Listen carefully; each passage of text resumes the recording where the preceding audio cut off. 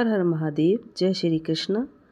दोस्तों, आज हम आपको बताएंगे कि श्री कृष्ण ने राधा से शादी क्यों नहीं, लेकिन उनसे प्रेम क्यों किया, शादी क्यों नहीं की। आइए जानते हैं। जब भी प्रेम की बात होती है, भगवान श्री कृष्ण का नाम सबसे पहले आता है। श्री कृष्ण को प्रेम और स्नेह का प्रतीक माना जाता है। पुराणों के अनुसार श्री कृष्ण की 16,108 रानियां थीं। श्री कृष्ण की मुख्य रानियों में रुक्मणी, सत्यभामा का नाम शामिल है। इसके अलावा बाल्यावस्था में श्री कृष्ण के गोकुल में गोपियों संग रासलीला की कहानियां आज भी मशहूर हैं। हालांकि सभी को प्रेम और स्नेह का पाठ पढ़ाने वाले श्री कृष्ण का नाम सिर्फ राधा के साथ ही लिया जाता है।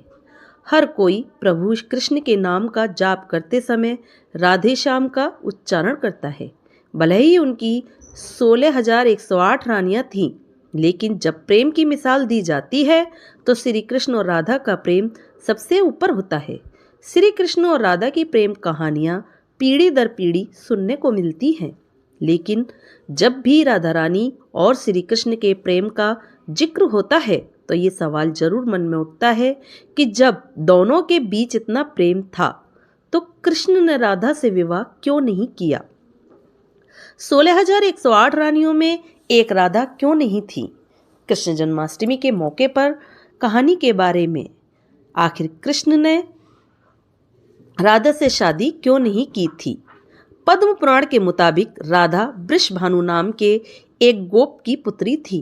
कुछ विद्वान मानते हैं कि राधा का जन्म यमुना नदी के पास स्थित रावल गांव में हुआ था। बाद में उनके पिता बरसाने में आकर बस गए थे। हालांकि कुछ लोगों का ये मानना है कि राधा का जन्म बरसाना में ही हुआ था। बरसाना में राधा जी को लाडली कहा जाता है।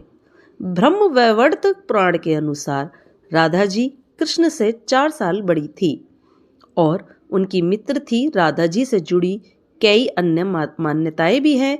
ब्रह्म वैवर्त पुराण के अनुसार राधा का विवाह रायण नाम के व्यक्ति से हुआ था, जो कि माता यशोदा के भाई थे, यानी रिश्ते में राधा कृष्ण की मामी लगती थी।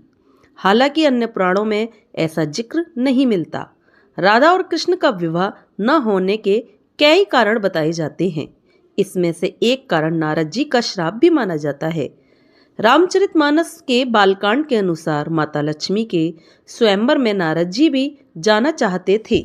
भगवान विष्णु ने नारद जी के साथ छल करते हुए उन्हें खुद का स्वरूप देने के बजाय बानर का स्वरूप दे दिया, जिसकी वजह से माता के स्वयंवर में नारद जी का काफी उपहास हुआ। जब नारद जी को इस बात का पता चला तो वह बैकुंठ पहुंचकर विष्णु जी से बहुत नाराज हुए और श्राप दिया कि उन्हें पत्नी का वियोग सहना होगा।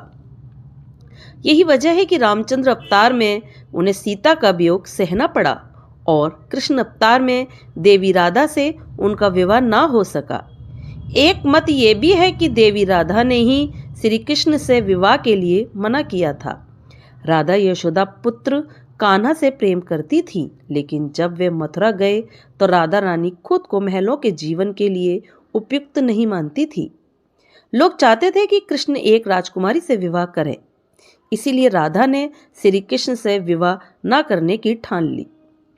यह भी कहा जाता है कि राधा को महसूस हो चुका था कि श्री कृष्ण भगवान का अवतार हैं। वे खुद को एक भक्त मानने लगी थीं।